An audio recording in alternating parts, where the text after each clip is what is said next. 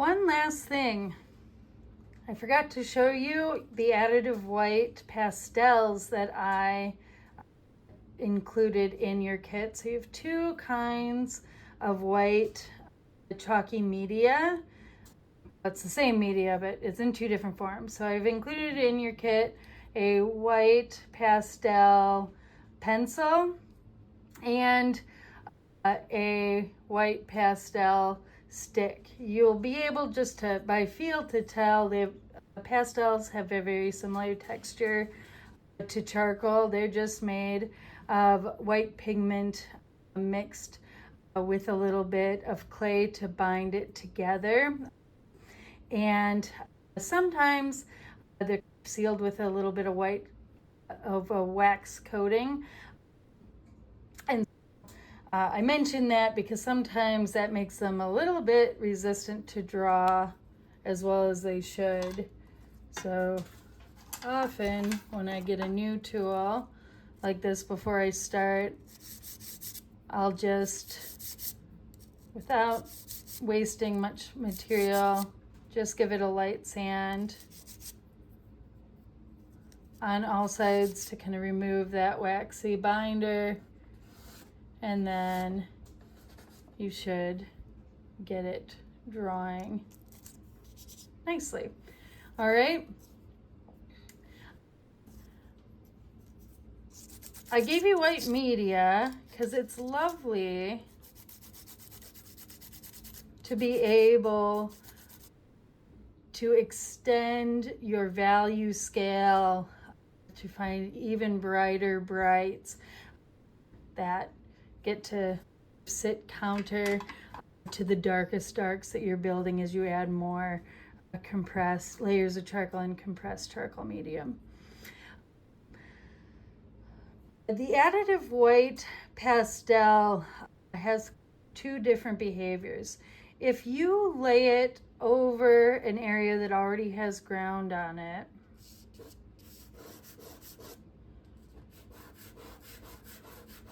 on screen it kind of looks pretty bright already, but when you see it in real life, when you lay it over the gray, and especially when you blend it, you will see that it produces, I'm really not sure if it's showing on camera, so you're just going to have to try this yourself. But what you'll see is it produces a more matte and more cool gray than any other gray that you've achieved with the charcoal so far.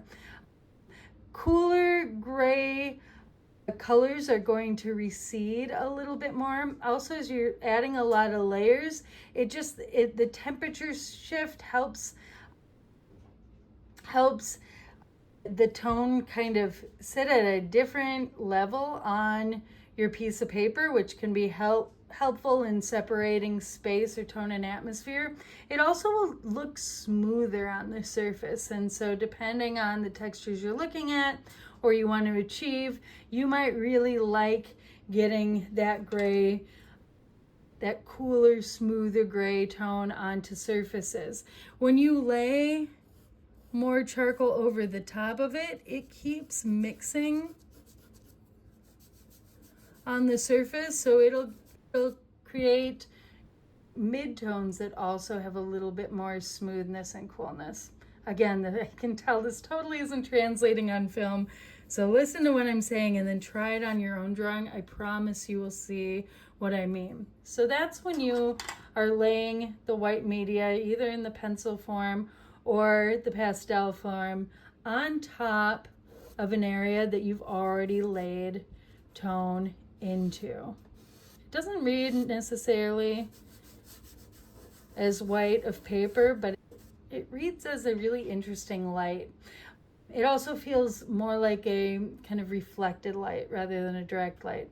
Speaking of direct light though, if you erase an area of your drawing as much as you can, lifting as much of the ground as you can, it doesn't need to be complete, but until there's no more real grit that looks like it's lifting off your surface of your paper without leaning in and really sanding it, then if you lay your white charcoal over the top, that's where you are gonna really, either blended or unblended, that's where you're gonna really achieve the brightest white in the whole drawing. It will be the thing that really feels like you never had a ground on your paper. You've claimed the white of paper, the shiniest, brightest highlights, really high contrast, light catching surfaces. It's going to shine. It's going to be so exciting. Those little bits of highlights that you achieve in the areas that you've already erased. And you can see what I'm doing right now. I've erased little sections, but I'm also pulling the white value over adjacent sections that still have a little bit of tone and taking advantage of that temperature shift. So again, maybe not quite as satisfying on video, but I think if you follow these directions and you try it on your own drawing, you're going to see the satisfying outcome that I'm talking about. These two different color value plays, giving us that much more contrast and interest and texture, sureness of form, all of it. I didn't require you, I put it as an optional item because spray fix is both one of the more expensive things that are usually in the kit, and stinky, I thought, for home. But if you have spray fix and you get to this stage, I would recommend spray fixing now in the process, and what you'll see is the spray fix absorbs the white a little bit. It can be a bummer when you first see it. It'll look less bright, but it actually gives you another light value step. Then for your final brights that you lay in, you will leave those unfixed. They'll be vulnerable on the page, but at the same time, because you have spray fixed it, you'll get a second light value that you wouldn't without spray fixing.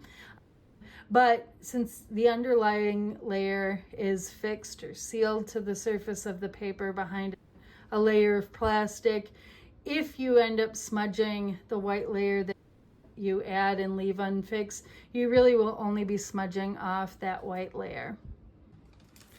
If you're moving your drawing from place to place, I just wanted to alert you to one more material that's in your kit. This is called glassine. It's a silicone coated piece of tissue paper. I've used it as gift wrapping on all of the sheets, individual sheets of paper that I put in your kit.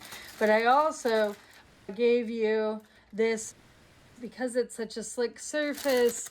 It is going to be the best material to use as a cover sheet for your drawing as you're taking it from place to place or in the times that you aren't drawing. So clip it over the top like an overlay or wrap and tape it around it. It'll help ensure that you aren't losing lines or damaging your piece. That's it. Bye.